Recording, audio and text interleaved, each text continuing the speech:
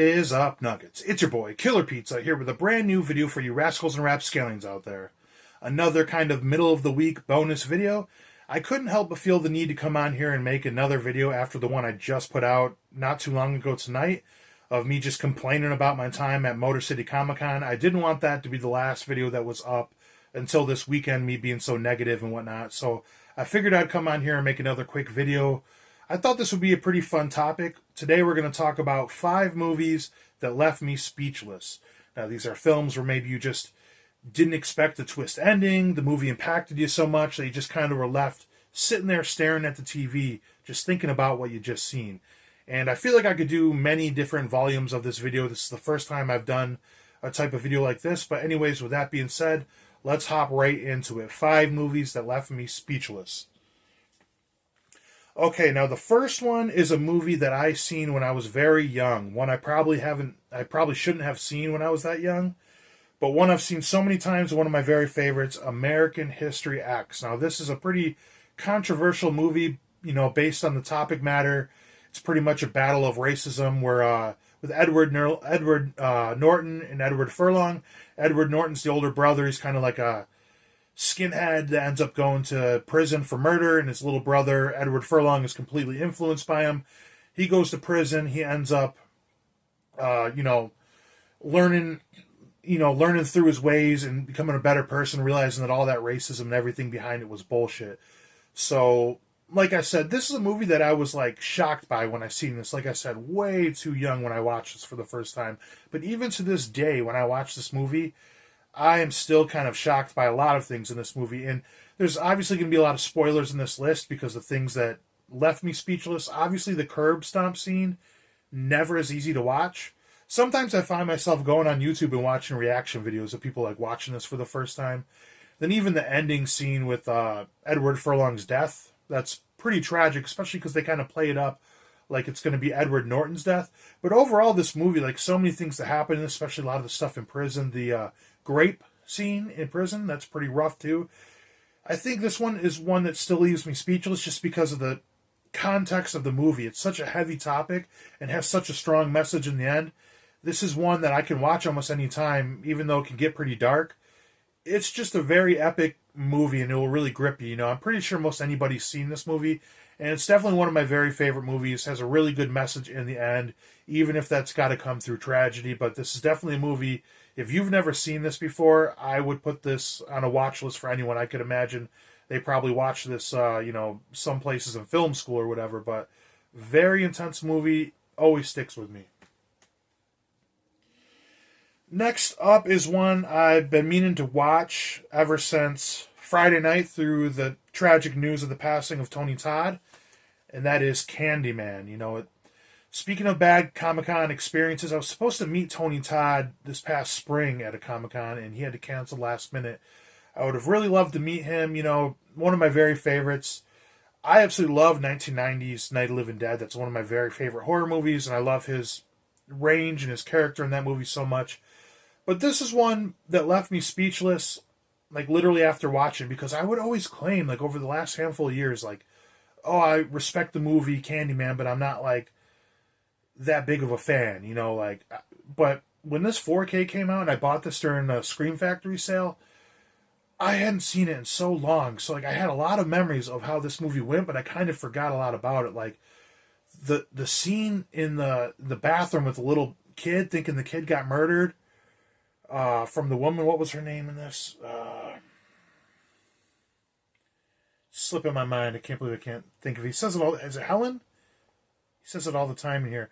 But that scene is so intense. And then just the very ending scene, like, because I guess just a lot I didn't remember about this movie. I thought a lot of this was like dream sequences that she was having. And it's like, was Candyman really there? Was it a figment of her imagination where they're going crazy when she comes back into the apartment with her husband who's cheating on her now, and when she kills her best friend, all the way to her saving the baby and that big fire and everything. Like, this is just an intense movie, and this is one that I found myself when it ended. I literally just sat there and stared at the TV like, what the fuck? Like, especially in the 4K and everything, and then the music that goes along with this, that main theme with that piano, it's like almost like, I don't want to say art housey, it's almost like it's like a romance movie in a strange way. It's just hard to describe. And this with like the urban setting and everything. Now I'm just putting the movie over right now. I am a changed man with my opinion on Candyman. It's up there for me now after rewatching it. But it's like in the 4K, the context of this movie, I was like, damn. I guess I wasn't speechless because I said, damn. Now here's one that's on a lot of people's lists. I'm not a big fan of this movie necessarily. That's why this is unopened still, or I should say these movies. I believe I seen this in the movie theaters when I was very young, but I have the whole Saw collection. I have certain movie collections like this in my collection itself for like when friends come over if they want to watch a certain film. Like I have all the Paranormal Activities, which I'm not into, but like some other people might. And for movie nights, it's kind of good to have a diverse setting. But pretty much the first movie that set this off, like I remember having the DVD of this when I was younger. Just I love the wraparound story with that music. The music made it. Where Jigsaw, the killer, the old guy who I don't know if he goes by Jigsaw, but the old man that's the killer, the way he gets up as that body they thought was dead the whole time, and he explains the whole plot. And I love when they go back and kind of flashback everything that happened, and you just realize, man, it was right in front of my eyes. Which, to be fair, this guy never had a chance since it was like what attached to like the drain and went straight down the drain in the beginning. But it's kind of a staple of what made these movies popular back in the day. You always have that little twist ending, and just so iconic when he goes to slam the door, game over, And this is one that definitely had everybody talking back in the day. And yeah, shocked by this. I'll always get a little bit of chills when I rewatch the first one. Like I said, I'm not too much of a big fan of these. I should rewatch them at one point. I know I really like 1 and 2, but part 1, obviously, complete classic. Now, here is a very, very messed up movie. This actually might be the most messed up one in the entire stack. Requiem for a Dream. Now, if you haven't seen this movie before, this is definitely worth checking out, but very hard to watch. Somewhat like the movie Kids or whatever. Like a movie that it's not necessarily like enjoyable to watch. It's about Jared Leto, I believe. Yeah, he's the lead actor. And was it Jennifer Connelly's his girlfriend with Marlon Wayans as his friend? They're pretty much 3 young kids who are addicted to heroin, and they're just ripping everyone off, ripping the mom off, and just doing whatever they can do to score their drugs. And the mom ends up getting like on the side story, addicted to like what was it, like a diet exercise or something, where she ends up having to go get like her brain scanned at the end. Like what is that called? Where they're scanning your brain like that, like electric shock or something. But anyways, the final sequence in this movie is so fucked up. They get to a part where they're cutting in between all 4 people, and it's like the mom is getting this like electric shock, and you feel so terrible for her, because she was such a nice woman, just concerned for her son, who ends up having his whole arm go get an infection from shooting up the heroin in the same hole. You have Marlon Wayans like having the shakes in prison, and then it cuts to the girlfriend, which is like such a fucked up scene. There's just a very explicit sexual act taking place with her and another person in front of a room full of drug addicts and people, and she's pretty much getting pimped out for dope.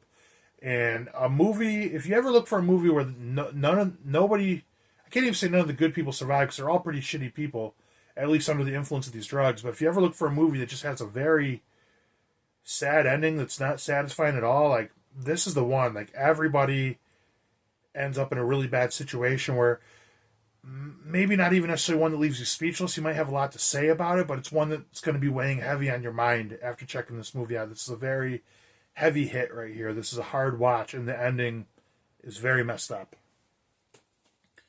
Now, one, to be a little more lighthearted, we're getting pretty dark there in that last one. As you can see from the t-shirt right here, this is True Romance. This was written by Quentin Tarantino. I think this is Quentin Tarantino's best work. The way he wrote this, though, I'm glad they didn't go with the original ending he threw a fit about wanting to have. True Romance. So I bought this actually at a horror convention, Motor City Nightmares. I believe I bought this from Static Tape Video's booth, which is a great place, and you check out their store in Muskegon, Michigan if you're ever around there. The owner's a pretty cool guy and everything. But this was a movie I never seen before, and I love it so much. It's about Clarence, who meets up with this girl by what the hell, played played by Patricia Arquette, Alabama, and she's like a hooker, and she got hired by his boss to give him a fun night, and they end up kind of liking each other, and she confesses that the boss paid for her to be the hooker, and they end up kind of falling in love and getting like married like the next day. And he ends up picking up her clothes from her pimp, which ends up being a briefcase full of cocaine, and they travel from Detroit all the way to California to try to sell these drugs and get the money and start a new life. And they got the cops after them, the mafia after them, all these gangsters, the drug dealers. And this is just a crazy, crazy good movie. It's actually one of my very favorite films at this point after watching it, one I could watch all the time. But I remember the night I watched this. I work second shift, so I don't get off till really late. And I try to like set a time limit for how late I stay up to. Like, I won't stay up any later than 6 a.m. and then be up by like noon. And it was like 3:30 in the morning. I'm like, do I really want to watch a movie this late in the day? Or night? Or this early in the morning, I should say? I'm like, I'm going to throw this on. I was hooked to this the entire time. And when this movie ended, I sat on the edge of my couch. I just sat there in silence for like 10, 15 minutes. Just like, holy shit. The score, Hans Zimmerman, I believe. Incredible. If you've never seen True Romance, you need to check this out. Incredible movie. Like I said, this is kind of the inspiration of me making this video.